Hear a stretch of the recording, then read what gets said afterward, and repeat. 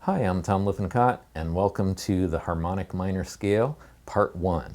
Obviously, this is more than a 6-string guitar, it's an 8-string, but the inner 6 strings are the same strings as a normal guitar, E, A, D, G, B, E.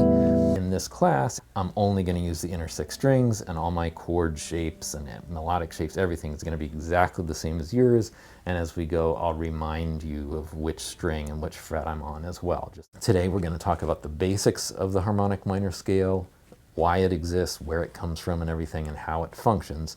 And that's pretty basic, mostly theoretical based stuff. And then we're going to get into all these different more exotic, esoteric kind of uses of the scale that can give us some really interesting sounds that I've been finding. Sounds nice, and actually there's some songs that have been written using that idea, but it doesn't quite have that compellingness of the 5 chord that just has to resolve that you get there. And what people did way back at the beginnings of harmony to sort of circumvent that was they said, what if we artificially, this is a half step away from a real leading tone that wants to go back to C. So what if we just tweak that a little bit, take the B flat, make it a B natural, and that's what I have on line 2 here, C harmonic minor scale. Exactly the same as natural minor, except now instead of flat 7, we have natural 7.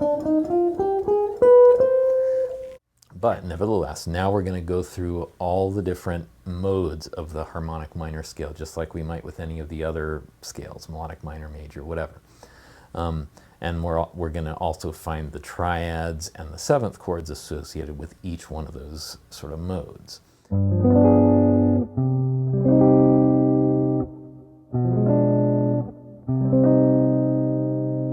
The point is that the B diminished chord kind of acts just like an alternate way to do the 5 to 1 in the C minor. And we'll see in a minute how this factors into standards and jazz tunes. So far we've talked about just kind of the standard way that the harmonic minor scale works. However, there are these other modes that have kind of exotic color tones implied by the mode names. Ionian sharp 5, Dorian sharp 4, Lydian sharp 9, and the altered double flat 7. So now we're going to look at ways that we can use those maybe in a more standard chord progression where you might normally use more typical stuff.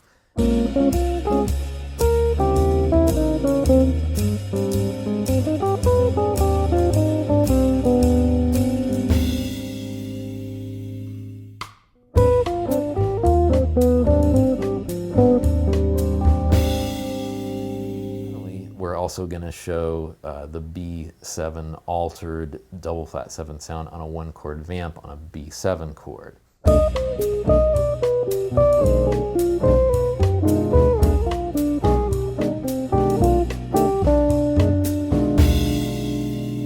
All right, now as promised, we're getting into the practical application. So the first thing we're going to talk about is where do we put our fingers on the fingerboard to get this sound?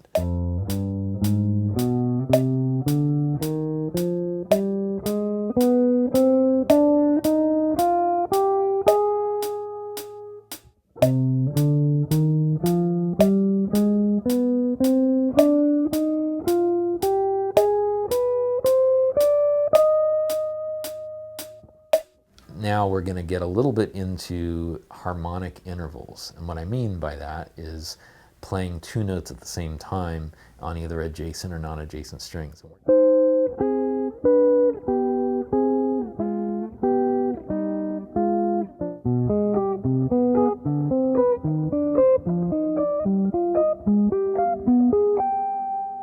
Now, going back to playing the scales in position, we've got a bunch of different ways we can obtain fluency with the scale. So this time I'm going to play thirds,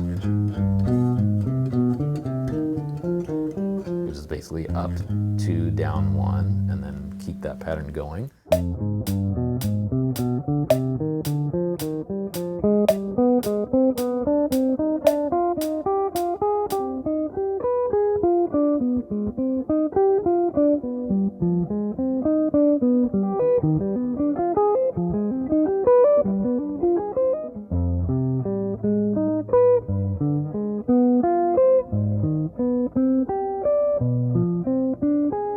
And if I look at this little table that I made at the 2/3 of the way down page 21, close and open C minor triads, you can see basically 6 possible ways to arrange the 3 notes in C minor.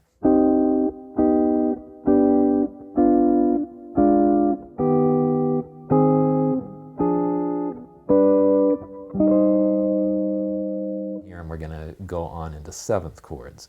So the next thing I'm going to do with 7th chords on example 30 is I'm going to play closed position 7th chords on the top 4 strings, C minor major 7,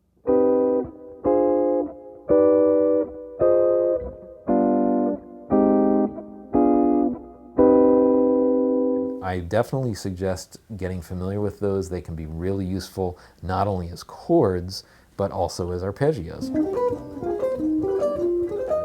My goal is to be thorough and systematic with this stuff, and hopefully everybody can take something a little different from this, because I'm giving you so many ways to explore things.